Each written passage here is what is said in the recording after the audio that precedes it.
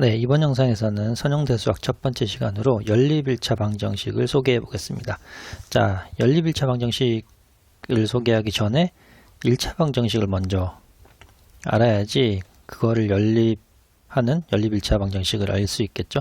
우선 어차피 우리가 중고등학교 때 많이 배워서 1차 방정식과 연립 1차 방정식을 잘 아시는 분도 있겠지만 다시 한번 짚고 넘어가 보겠습니다. 자, 1차 방정식은 다음과 같은 형태를 1차 방정식이라고 합니다. 여기 보시면 ax 더하기 bx는 c다. 여기서 a, b, c는 상수이고요. x와 y는 변수 또는 미지수라고 합니다. 자, 저희가 일반적으로 1차 방정식이 하나 있으면 중학교 때 배우던 1차 방정식은 방정식이 하나 있으면 미지수가 하나고 방정식이 미지수가 두 개면 이제 방정식도 두 개 주어서 연립해서 풀고 그렇게 했었죠. 근데 아무튼 미지수가 몇 개이든 상관없이 미지수의 차수가 1차로 주어지면 이런 식으로 식이 하나지만 미지수가 두 개 있더라도 아무튼 이 경우도 1차 방정식이 되겠습니다. 미지수의 차수가 1차니까요. x도 1차, y도 1차. 자, 이 경우에 또 이 미지수에 곱해져 있는 개수들은 최소한 하나는 남아 있어야 되겠죠. 미지수가. 그래서 a와 b가 둘 다 0인 경우만 아니고 a가 0이건 b가 0이 아니고 괜찮습니다. 또는 b가 0이고 a가 0이 아닌 경우 괜찮습니다. 하지만 a와 b가 둘 다 0인 경우만 제외하고 그런 경우는 제외하고 1차 방정식을 정의하고 있습니다. 자, 그러면 또 다음은 x, y, z 미지수가 3개인 1차 방정식은 이런 형태가 되겠죠. 자, 이런 방정식이고요. 저희가 중학교 때 배운 거는 이렇게 미지수가 3개면 식도 3개가 주어져야지 이제 연립해서 해를 풀 수 있다. 이렇게 배운 거죠. 그죠? 아무튼 여기는 하나의 1차 방정식이 주어졌고 미지수 x도 1차, y도 1차고 g도 1차이기 때문에 이 방정식은 1차 방정식이다 라고 볼 수 있습니다. 자, 그러면 미지수의 개수가 두 개, 세 개도 있는데 일반적으로 미지수의 개수가 n개이면 x, y, g로 쓰면 이제 쓸 수 있는 미지수 문자가 없으니까 x1, x2, x3에서 xn까지 n개의 문자 이렇게 미지수 또는 변수를 이렇게 쓰고 우변에는 상수비 이런 식으로 미지수가 n개인 1차 방정식의 일반형을 쓸 수 있습니다. 자, 특별히 이 1차 방정식 미지수 n개가 있는 1차 방정식 일반형에서 우변의 상수가 0인 경우를 동차 1차 방정식, 영어로는 호모지니어스 리니어 이퀘이션이라고 부르는데요. 이렇게 부른다, 용어가 이렇다라고만 그냥 알고 넘어가시면 되겠습니다. 자, 예제 1번, 이제 1차 방정식의 개념을 정의했으니까 예제 1번 한번 보죠. 예제 1번은 어떤 게 1차 방정식이고 1차 방정식이 아닌지 좀 구별을 해주는 예제인데요. 자, 1차 방정식은 변수들, 그러니까 앞에서 본 x, y, z 아니면 x1, x2, xn 그런 변수들의 곱, 제곱근 이런 거 있으면 안 됩니다. 그러면 1차가 아닌 거죠. 예를 들어 이런 y제곱 이런 거 있으면 안 됩니다. 그리고 x 곱하기 y 이렇게 나오면 1차가 아니기 때문에 1차 방정식이 아닙니다. 그리고 sin x도 1차가 아닌 거죠. 루트도 당연히 변수가 이렇게 루트 기호 안으로 들어가면 1차가 아니죠. 자, 이런 경우가 1차가 아닌 1차 방정식이 아닌 얘들이고요. 1차 방정식 얘들은 이렇게 x, y 변수가 다 1차고 앞에 개수들만 이렇게 잘 곱해져 있는 경우가 1차 방정식으로 간주를 합니다. 자, 이제 1차 방정식을 알았으면 그 1차 방정식들을 연립하는 연립 1차 방정식을 볼 텐데요. 이것도 중고등학교 때 많이 배웠기 때문에 어렵지 않습니다. 첫 번째 요 예를 한번 볼까요? 미지수 x, y 두 개고 x와 y 두 개고 식도 두 개가 있습니다. 이런 거를 1차 방정식, 2차 방정식 두 개가 있고 두 개를 연립하는 거죠.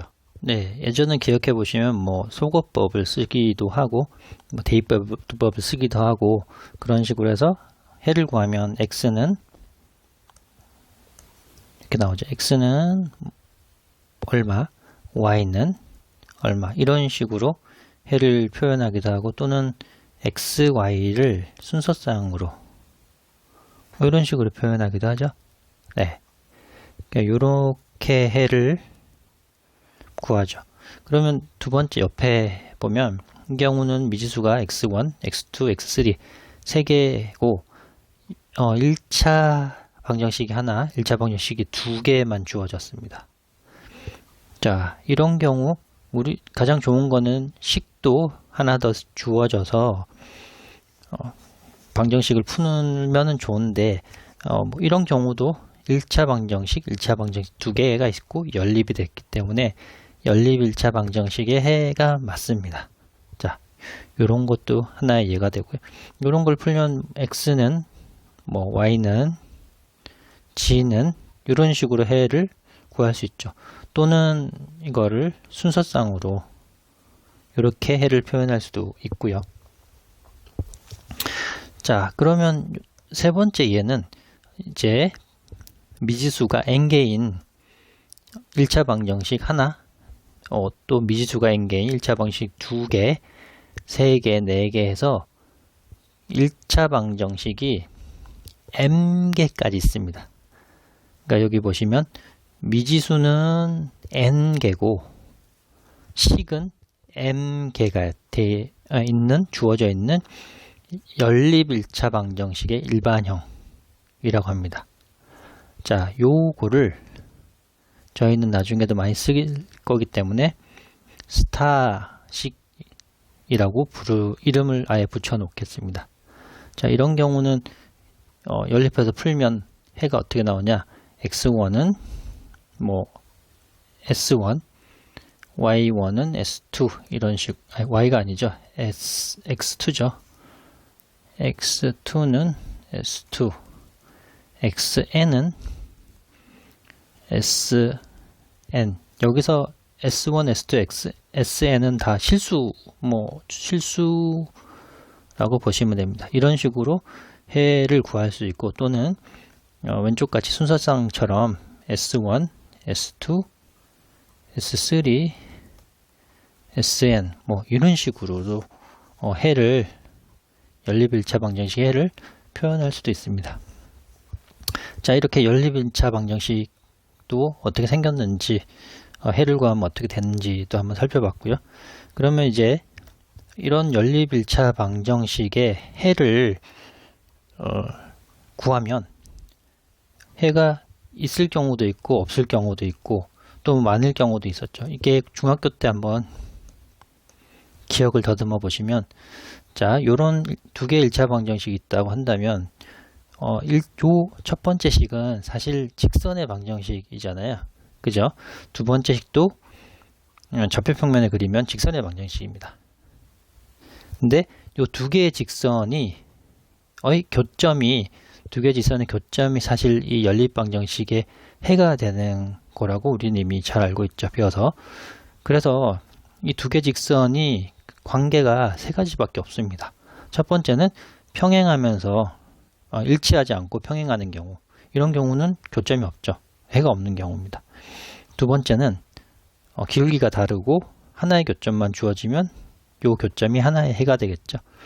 그리고 세 번째는 두 개의 직선이 완전히 일치하게 되면 직선이 겹친다, 뭐 일치한다라고 저희는 알고 있죠. 그러면 교점이 무수히 많다. 이런 경우에는 무수히 많은 해가 있다. 이 세 가지 경우에는 없습니다. 그죠? 이미 잘 알고 있는 중학교 때 이미 다 배웠던 거죠. 그러면 이제 미지수가 두 개인 경우는 그런데 세 개인 경우를 한번 생각을 해보시죠. 자, 미지수가 xyg, xyg, xyg이고 식이 1차 방정식이 3개가 주어져 있습니다. 그래서 연립 1차 방정식이 이고요. 자, 이런 경우를 한번 살펴보면 이런 xyg 표현되는 그래프를 생각해 보면 사실 이건 3차원 공간에서 평면이라고 우리는 알고 있습니다. 그쵸? 고등학교 때 배웠죠? 하나의 평면, 두 개의 평면, 세 개의 평면이 서로 공간에서 어떤 관계를 갖느냐에 따라서 해가 있을 수도 있고 없을 수도 있습니다. 자, 이 세 평면의 위치 관계를 보시면 첫 번째, 여기 보시면 아예 세 가지 평면이 평행한데 서로 이제 교점이 없는 경우, 이런 경우는 세 평면이 만나는 점이 없기 때문에 해가 없겠죠. 두 번째는 두 개의 평면이 평행하고 다른 한 평면이 이렇게 지나게 되면 이런 경우도 세 평면이 모두 겹치는 또는 세 평면이 모두 공통으로 지나는 점이 없습니다. 이런 경우도 해가 없고요. 또는 평행하지 않지만 각각 다른 세 평면이 서로 평행하지 않지만 이런 경우도 서로 두 평면의 교선만 존재하고 세 평면이 딱 만나는 다 만나는 그런 점이 없습니다. 이런 경우도 해가 없겠죠. 그리고 네 번째는 두 개의 평면이 일치하고 정확하게 동일하고 다른 평면은 평행한 경우, 이런 경우도 해가 없습니다. 자, 그 외에는 해가 없는 경우는 요 위에 네 가지 경우고요. 그리고 해가 있는 경우는 첫 번째, 요런 경우 두 평면이 만나서 교선이 있고 그 교선과 세 번째 평면이 또 만나주면 요 점이 바로 세 평면이 모두 만나는 교점 하나가 되겠죠. 그래서 하나에 정확히 한 개의 해를 갖는다. 그런 조건이 되고요.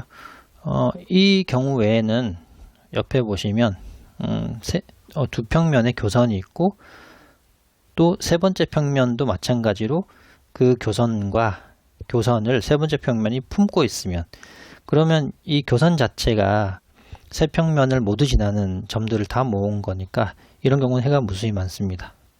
또 세 가지 평면이 아예 다 겹친 경우, 세 평면이 완전히 한 평면으로 겹쳐 있는 경우, 그런 경우는 무수히 많죠, 해가. 네, 그리고 마지막 경우 두 평면이 일치하고 그리고 나머지 한 평면과 이렇게 교선이 생기면 이 교선이 바로 세 평면 모두 위에 있는 점들의 모임이죠. 이런 경우도 이제 해가 무수히 많은 경우가 요 세 가지고 해가 없는 경우, 유일하게 해가 하나 있는 경우. 그쵸? 그러니까 미지수가 두 개인 연립방정식이건 세 개인 연립방정식이건 해가 없거나 하나만 있거나 아니면 무수히 많거나 이 경우 외에는 다른 경우가 없습니다. 그리고 여기 한 가지 중요한 용어가 있는데요. 연립방정식에 해가 없을 때는 이 연립방정식이 inconsistent하다라고 부릅니다. inconsistent. 이 번역을 불일치하다라고 했는데 좀 불편합니다. 네. 그래서 앞으로도 해가 없으면 그냥 해가 없다 또는 inconsistent하다라고 말하는 게 좀 더 이해가 잘 되고 그렇게 제가 표현을 하겠습니다.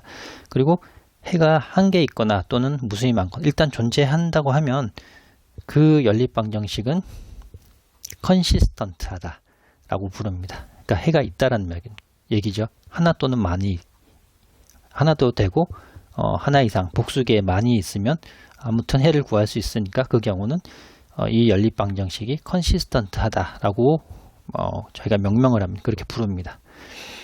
자, 요렇게 이제 연립방정식의 해가 있느냐 없느냐 또는 하나냐 무수히 많으냐 이렇게 살펴봤습니다.